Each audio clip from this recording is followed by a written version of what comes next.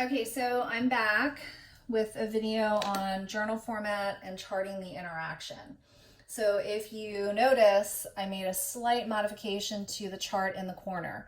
So in all the previous videos, the data that was up there was the sums, but I've replaced that with the means because that's actually what we're going to use to chart the interaction. All right, so the first thing we're going to do is journal format. Again, we had 3 different F ratios. So we are going to have 3 different journal formats. All right, so first for A. All right, and the rule is the same as it's been all along. So we're going to start with the statistic that we calculated. In this case, it was F of A. In parentheses, we put our degrees of freedom, which in this case was 1 and 8. We put an equal sign. We put the value of our observed F, which in this case was 16. Then we put a comma. And what comes after the comma depends on whether we rejected or failed. In this case, we rejected, so it's P less than or equal to 0.05. All right, next we have B. We're going to do the same thing, F of B. The degrees of freedom were 1 and 8 equals the observed F in this problem was 0, and because we failed to reject, it's P greater than 0.05. And finally, for the interaction, F of A times B, again, the degrees of freedom were 1 and 8. The observed F was 16, and because we rejected, it's P less than or equal to 0.05. All right, so now I'm going to chart the interaction. And again, this is also in the PowerPoint, but I think it's useful to have this done in real time. So in order to chart the interaction, what we're going to end up charting are the 4-cell means. So we're going to do this, you can do this one of 2 ways. The first thing that you're going to do is you're going to decide which one of your independent variables you want to put on the x-axis. It doesn't matter. I'm going to actually do it both ways. So I'm going to put alcohol on the x-axis first, and then I'm going to put my 2 groups, 0 drinks and 2 drinks. All right, so actually that's super messy. I'm just going to rewrite that. All right, so 0 drinks and 2 drinks. And again, this variable is alcohol. Now, the y-axis, this is always your dependent variable, which in this case is speech or errors.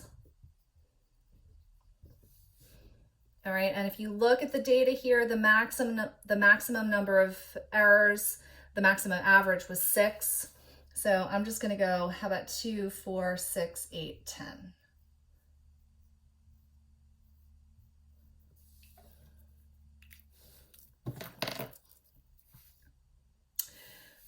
All right, and I'm going to also put some more informational labels over here so you can see what we're talking about. So B1 was male, B2 was female, A1 was 0 drinks, and A2 was 2 drinks. All right, so we're going to do this in this chart a row at a time. So we're going to start with males. At 0 drinks, males had an average of 4 errors. So I'm at 0 drinks, I'm going to put a little dot at 4. At 2 drinks, males also had an average of 4 errors. So I'm going to go up here and put a dot at 4. I'm going to connect those dots and label it male. All right, moving down to the next row for females. Females at 0 drinks made 2 errors, and at 2 drinks, females made 6 errors. So we're going to connect the dots and label it female. All right, so that is the first way of depicting visually our interaction. And as I said in the PowerPoint, if the lines cross or if the lines are not parallel, that tells you that you have an interaction. All right, so these lines clearly cross. This is a pretty clear indication that we have an interaction. Now, sometimes it's more useful to look at the interaction with the other variable down here. So I'm going to do it one more time. All right, in this case, on the x-axis, I'm going to put gender.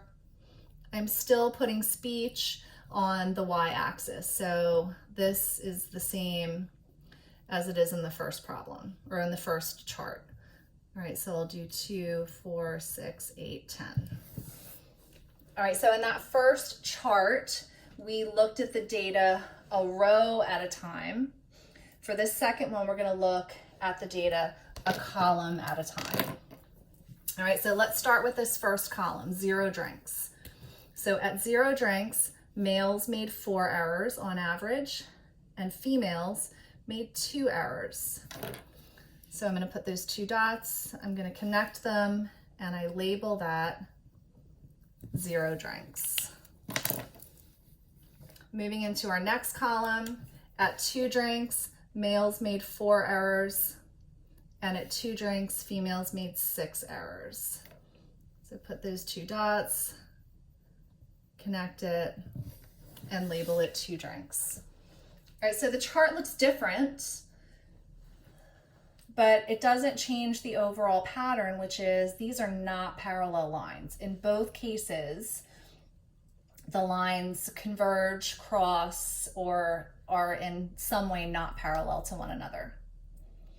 So if you really want to know what's going on with the interaction, there's a couple different ways to look at it, and I'm going to look at this one both ways. Let's first look at it by the rows. What is the effect of alcohol in the males?